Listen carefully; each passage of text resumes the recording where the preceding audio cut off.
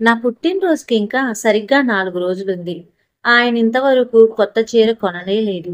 Jacket గురించి నాకు ఇబ్బంది లేదు. ఇంట్లో మిషన్ ఉంది. రాత్రికి రాత్రే కుట్టేయగలను.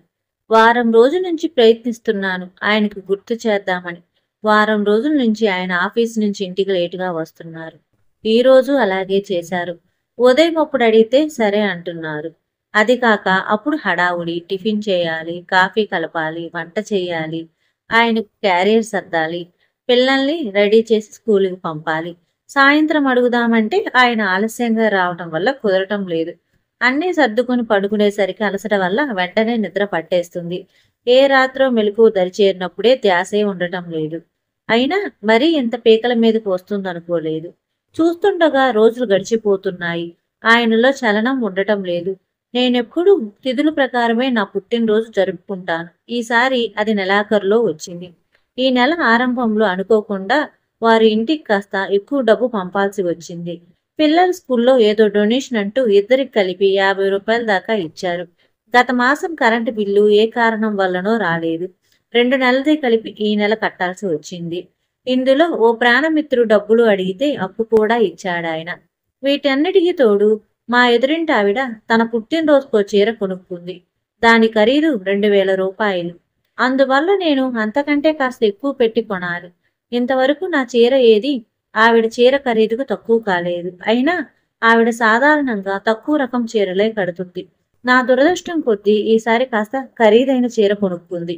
ఇంట్లో నా దగ్గర కొన్ని రూపాయలు మాత్రమే ఉన్నాయి. ఆయన దగ్గరున్నది కూడా అంతంత మాత్రమే. అందువల్లే చీర గురించి ఎంత ఆలోచించాల్సి వచ్చింది. ఆయన ఎవరి దగ్గరైనా అప్పు పుట్టించాలి. ఈ రోజు ఆయన ఇంటికి రాగానే అన్ని విషయాలు పక్కన పెట్టి చీర విషయమే మాట్లాడాలనుకున్నాను. అందుకే ఆయన ఇంకా ఆ బూట్లు విప్పకుండానే, ఏవండి, నా పుట్టినరోజు సంగతి తేల్చండి, మీరెందుకు పట్టించుకోవట్లేదు అని అడిగేశాను. ఇంటికి రాగానే వేరే టాపిక్ దొరకదా నీకు అన్నారాయన విసుగ్గా నా వైపు చూస్తూ. టాపిక్ మార్చాలని నాకు సరదాగానే ఉంది.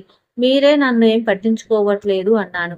బిఏ పాస్ అయ్యావు కదా, తెలివితేటలున్నాయనుకున్నావు కదా, మోసపోయాను. చీరల పేరుతో మొగుణ్ణి వేధించడంలో 2వ క్లాస్ చదివిన మా అమ్మ, బిఏ పాస్ అయిన నువ్వు ఒకేలాగా ఉన్నారు ఆయన. ఇంకా చిరాగ్గానే నా మనసు చివుక్కుమంది. చీరల కోసం ఆయన నేను వేధిస్తున్నానా? పుట్టినరోజు నాడు భర్త చేత కొత్త చీర కొనిపించుకోవాలనుకోవటం వేధించడం అవుతుందా? చీర కావాలంటే వేధించడమని నాకు తెలియదు. ఇప్పుడు చెప్పారు కాబట్టి ఇంకెప్పుడు మిమ్మల్ని చీర కావాలని అడగను అన్నాను. ఆయన ఏమీ మాట్లాడలేదు.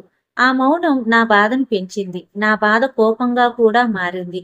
ముభావంగా పనులన్నీ ముగించుకున్నాను. పిల్లల్ని పడుకోబెడుతూ వాళ్ళ పక్కనే పన్నుండిపోయాను. ఓ రాత్రి వేళ ఆయన నన్ను లేపారు. ఉలిక్కిపడి లేచాను. ఆయన్ని చూడగానే త్వరగానే నా కోపం సంగతి గుర్తుకు వచ్చింది. నాకు నిద్ర వస్తుంది, పడుకోనివ్వండి అన్నాను విసుగ్గా. గట్టిగా అరవకు, పిల్లలు లేస్తారు అన్నారాయన భయంగా. కుంభకర్ణుణ్ణైనా మధ్యలో లేపొచ్చేమో గాని మా పిల్లల్ని మాత్రం మధ్యలో లేపలేము. ఆ సంగతి నాకు బాగా తెలుసు. అందుకే మీరు వెళ్ళి పడుకోండి అన్నాను మళ్ళీ. నీతో మాట్లాడాలి అన్నారు ఆయన. పొద్దున మాట్లాడుకుందాంలేండి అన్నాను. రమా, ప్లీజ్, నాకు నిద్ర పట్టడం లేదు. నీతో అర్జెంటుగా మాట్లాడాలి. ఆయన ఏం మాట్లాడాలో నాకు తెలుసు. విన్నట్లుగా నటించి పడుకోబోయాను. ఆయన నా చేతులు పట్టుకొని, ఇవి చేతులు కాదు కాళ్ళన్నారు.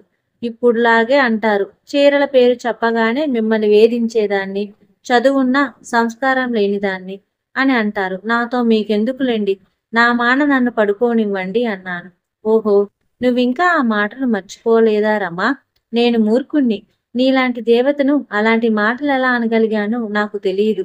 ప్లీజ్ రమా, చీరల కోసం నువ్వు వేధించడం ఏమిటి? నీకు చీరలు కొనేది నా సంతోషం కోసం.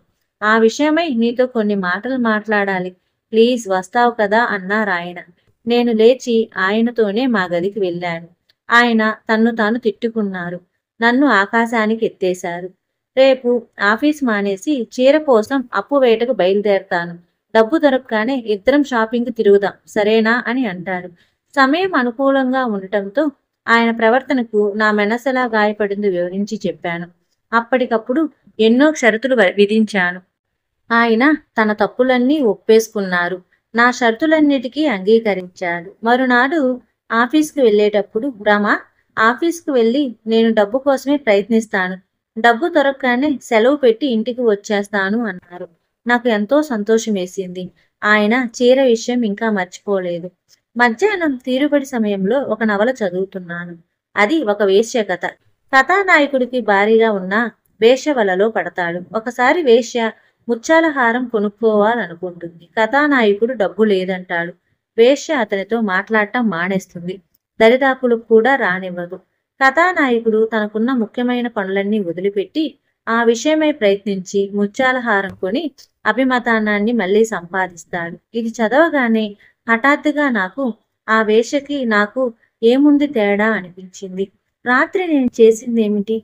ఆయన బలహీన క్షణాన్ని కనపట్టి నాకు అవసరమైనది చేయడానికి ఒప్పించాను. అంటే ఆయనకి నాకు ఉన్న సంబంధం ఏంటి? పవిత్ర దాంపత్య బంధం ఇంతేనా? తన అవసరం కోసం ఆయన నా కోరికలు తీరుస్తున్నారా? భార్య అన్న ప్రేమాభిమానాలు ఆయన నా గురించి ఏమీ చేయలేరా? నా శరీరం అవమానంతో కుచించుకుపోయింది. పుట్టినరోజు ఖరీదైన చీర కొనిపించుకోవాలనే కోరికతో నన్ను నేను ఆయనకి సమర్పించుకున్నాను తప్పితే ఒక భార్య భర్తను చేరినట్టు చేరలేదు. నా చదువు, సంస్కారం ఆఖరికి నన్నొక వేరొక వ్యక్తిగా మార్చాయి. ఆయనపై నాకు ఎలాంటి అభిప్రాయం కలిగి ఉంది? కట్టుకున్న భార్య కాబట్టి పైకి ఏమి అనకపోయినా లోపలే నా పైన తేలిక భావం కలిగి ఉంటుంది. తర్వాత ఇంకా నవల చదవలేకపోయాను. మనసు కూడా పాడైపోయింది. అయితే ఆ రోజు కూడా ఆయన ఇంటికి రోజులాగే లేటుగా వచ్చారు. నన్ను క్షమించమని అడగడానికి కూడా సిగ్గుగా ఉంది రమ. ఆఫీసులో అర్జెంట్ పని ఉంది. బాధ్యత గల ఆఫీసర్గా నీ చీర అప్పు చేయడం కోసం సెలవు తీసుకోలేకపోయాను అన్న ప్రకారం కనీసం పెందలాడైనా ఇంటికి రాలేకపోయాను అన్నాడాయన. ఆయన అలా అనేటప్పటికీ రానున్న తుఫాను ఎలా తట్టుకోవాలో అన్న కలవరం ఆయన ముఖంలో ప్రతిఫలిస్తుంది. ఆయన్ని చూస్తే జాలి వేసింది. ఎంత మంచివారండి మీరు అన్నాను అప్రయత్నంగా. ఆ మాటలు నేను మనస్ఫూర్తిగానే అన్నాను. ఆయన నా వంక ఆశ్చర్యంగా చూశారు. నేను వ్యంగ్యంగా మాట్లాడేమోనని ఆయన అనుమానం. అయితే నా ముఖంలో ఏమీ భావాలు కనపడడంతో నా ప్రవర్తన అర్థం తెలియక సతమతమవుతున్న ఆయన మరోసారి నన్ను క్షమాపణ అడిగాడు. ఎందుకండి మాటిమాటికి క్షమాపణ అడుగుతున్నారు? మీ ఇబ్బందులు నాకు తెలియవా? నేను మీ భార్యని. మీ కష్టసుఖాలు రెండిట్లో నాకు భాగం ఉంది. ఆ మాత్రం వీలున్నా మీరే తెస్తారు. నేను మిమ్మల్ని చీర విషయంలో విసిగించి ఉంటే నన్ను క్షమించండి. ఈ పుట్టినరోజుకు మీరు చీర కొనకపోయినా నేనేమీ అనుకోను. ఇది మనస్ఫూర్తిగా చెబుతున్న మాట అన్నాను. అయితే నాలోని మార్పుకు కారణమైన ఆ నవల గురించి మాత్రం ఆయనకి చెప్పలేదు. ఆ తర్వాత రోజు సాయంత్రం ఆయన డబ్బు సాధించుకు వచ్చారు. మేము షాపింగ్కి వెళ్ళాం. పుట్టినరోజుకు చీర, జాకెట్ రెండూ కూడా రెడీ అయ్యాయి. ఇప్పుడు నేను గ్రహించింది ఏమిటే, పురుషుడికి సంబంధించినంత వరకు వేశ్యకి భార్యకు చాలా తేడా ఉంది. వేశ్య అందకుండా దూరంగా ఉంటానని బెదిరించి తనకు కావాల్సింది సాధిస్తుంది. భార్య తనకేమీ వద్దని త్యాగాన్ని ప్రకటించి కోరినవి సాధిస్తుంది. పద్ధతుల్లో తేడా ఉన్నా బెదిరింపుకయ్యే ఖర్చుకి భార్య త్యాగం చేసే ఖర్చు తీసిపోదు. కథ సమాప్తం.